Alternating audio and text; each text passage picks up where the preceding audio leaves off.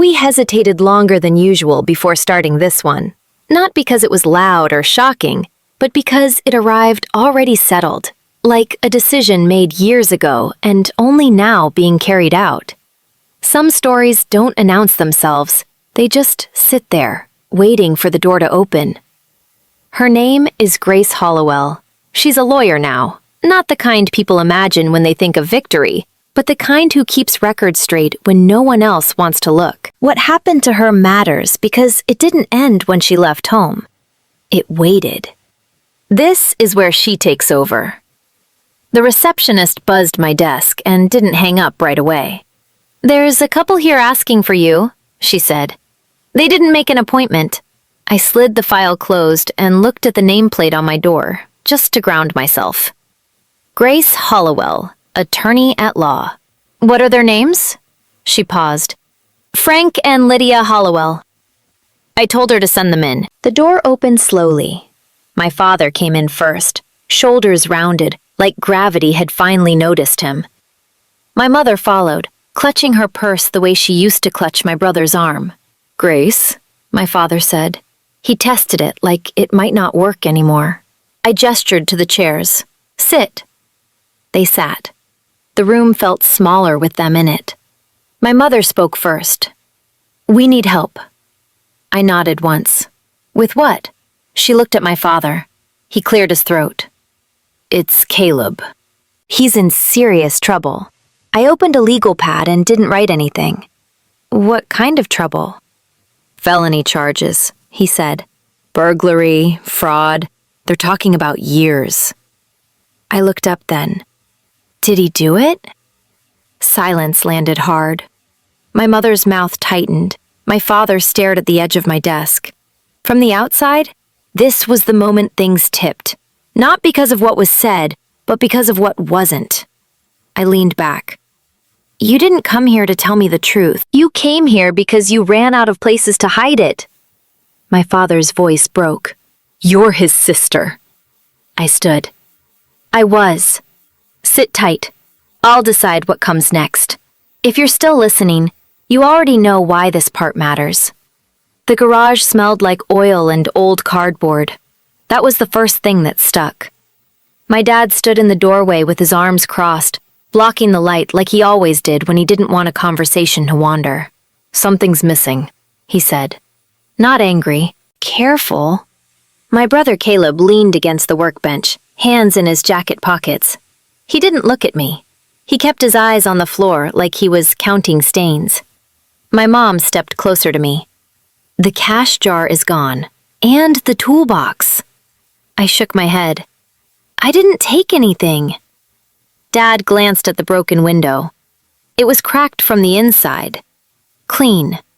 Too clean. "Your prints are everywhere," he said. "That doesn't help." "I live here," I said. "Of course they are." Caleb shifted, just a little. His truck keys clinked. No one noticed.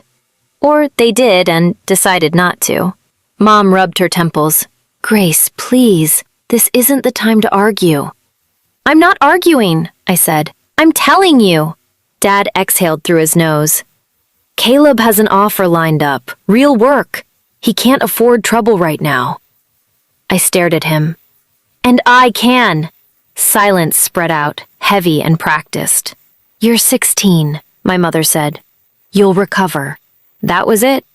That was the moment. The way it landed told me the decision had already been rehearsed.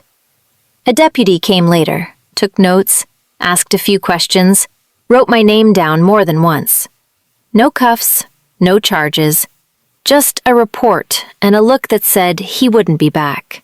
We noticed how no one used Caleb's name out loud after that. I packed a duffel bag, clothes, toothbrush, nothing sharp. Dad waited by the door. "You're going to work for a while," he said. "Think about things." Mom hugged me too fast.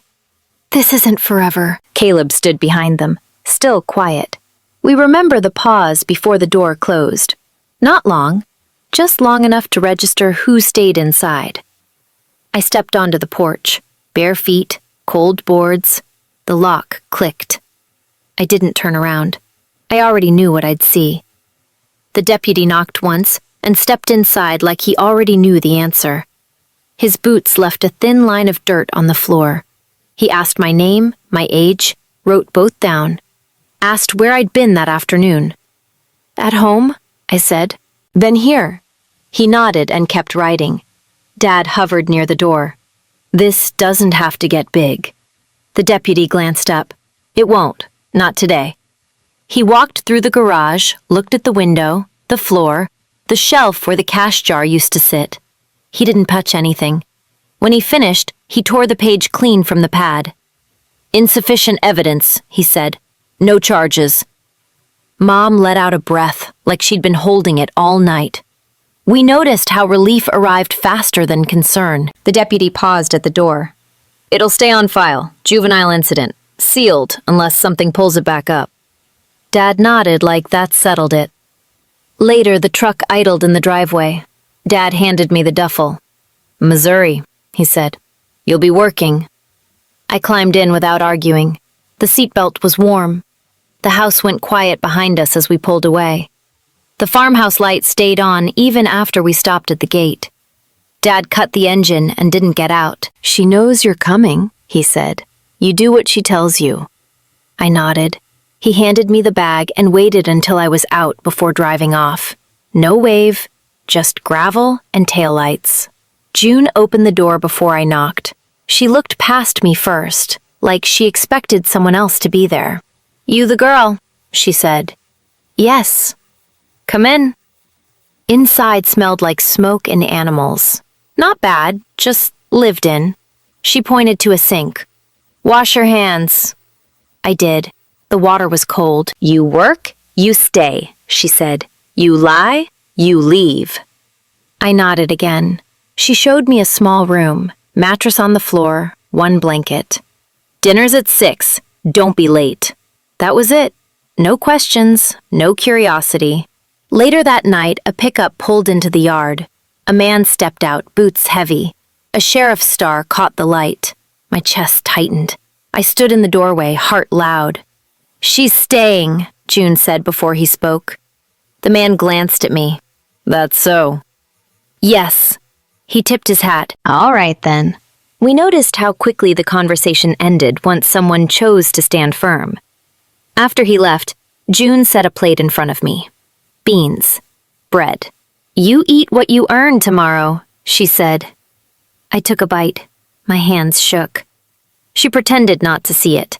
When the lights went out, I lay on the mattress fully dressed, the duffel at my feet. Proof I hadn't imagined any of it. Outside, something moved in the dark. Animals. Wind. Life continuing. I stared at the ceiling and counted my breaths until morning showed up on its own. Days stopped having names. They were just before light and after dark. June woke me by knocking once on the doorframe. "Up," she said. "Feed first." I pulled on boots that weren't mine yet. The air bit. My hands learned the gates, the buckets, the weight of things without my head catching up. June didn't watch. She listened. If something went wrong, she'd say one word. Again, blood showed up early. Chickens, mostly. I scrubbed my hands raw at the sink until the water ran clear and my fingers burned. At night, I found the books. Old law texts stacked crooked in a cabinet. June caught me reading once. "You planning something?" she asked. "Just reading." She nodded. "Don't stay up stupid late." That was permission. Some nights, my chest tightened so hard, I had to sit on the floor and wait it out. I didn't cry. It felt like a waste of breath. We noticed how the work kept going, even when she didn't speak. Like the place didn't need conversation to function. Time hit instead of passing. Seasons flipped. My body got stronger. My voice got quieter. One morning, June set a mug in front of me. Coffee. Black. "You're getting faster," she said. I wrapped my hands around the heat. It felt like being seen without being asked to explain anything. When I went back to the books that night, the words made more sense. Rules. Records. Consequences. I kept reading until sleep showed up on its own. I told June I was leaving on a Tuesday. Not dramatic, just when the feed was done and the sun was already high. She wiped her hands on a towel. Bus runs Thursdays. I know. She nodded once. Pack light. Thursday morning, she drove me to the station. The truck smelled like dust and coffee. Neither of us filled the space with talk. At the curb, she reached into her coat and handed me an envelope. Thick, but not heavy. Don't count it here, she said. People watch. I tucked it into my bag. My throat tightened anyway. She looked straight ahead. Don't come back broken. I tried to answer and couldn't get it clean, so I just said, I won't. We noticed how she didn't step out of the truck, like staying inside was how she let go. The bus doors hissed open. I climbed the steps and didn't look back until the engine turned over. June was still there, hands on the wheel, waiting for traffic. I took the window seat. The envelope stayed unopened in my lap the whole ride. When the farm disappeared behind us, I didn't feel relief, just space, quiet. Enough room to decide what came next without asking anyone first. My office has one window and a radiator that knocks when it's tired. The nameplate on the door cost more than the desk. I paid for it anyway. The assistant asked once, "You want something bigger?" I shook my head. This works. Most of my clients sit like they're already bracing for impact. I let them talk until the room settles. Sometimes that's enough to get the truth out without pushing. That afternoon, the phone buzzed twice before I answered. The receptionist sounded unsure. There's a couple here without an appointment. They say it's urgent. I asked for the names. She lowered her voice. Frank and Lydia Hollowell. My hand paused on the file. I closed it and stood. Send them in. They walked slower than I remembered. My father's jacket didn't quite fit anymore. My mother kept adjusting her sleeves like they were too tight. We didn't know where else to go, she said. I gestured to the chairs. What's going on? My father swallowed. It's Caleb. That name landed like it still had weight. He's facing felony charges, my mother added. They're talking about prison. We noticed how the room went quiet around the word prison, like it needed space to sit. I folded my hands. Did he do it?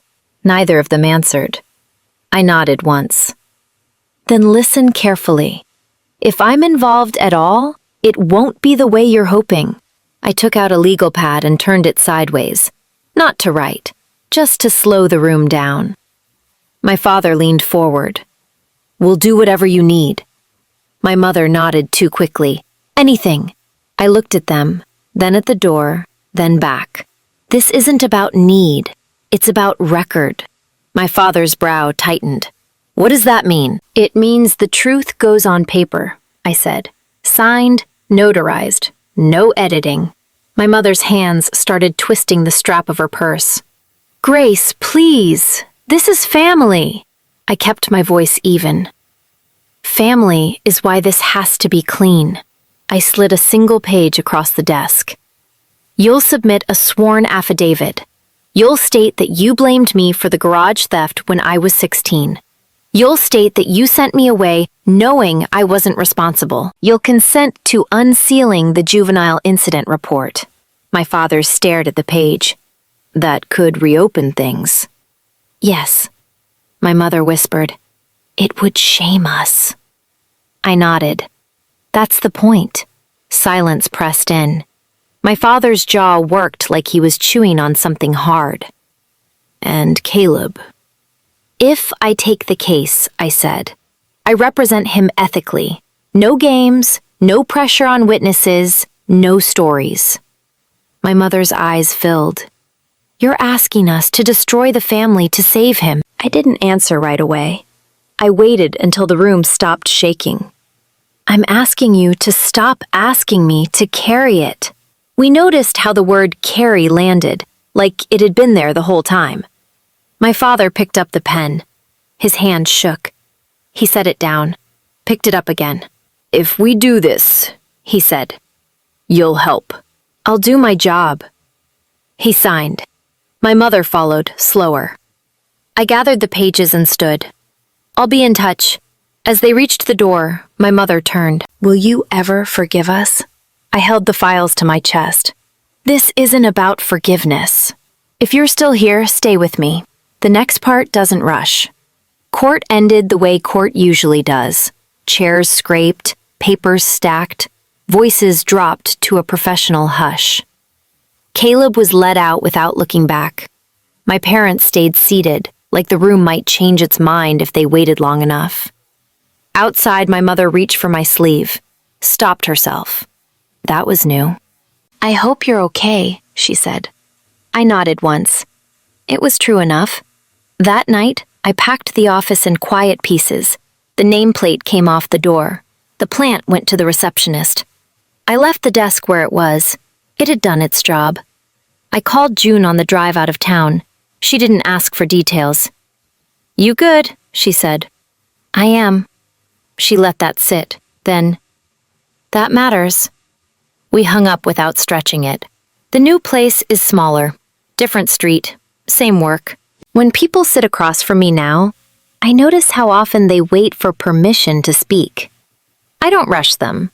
I know what it's like to be decided for. Grace Hollowell doesn't carry other people's silence anymore. That part stayed behind, where it belonged. If you found something familiar in this, you know why you stayed.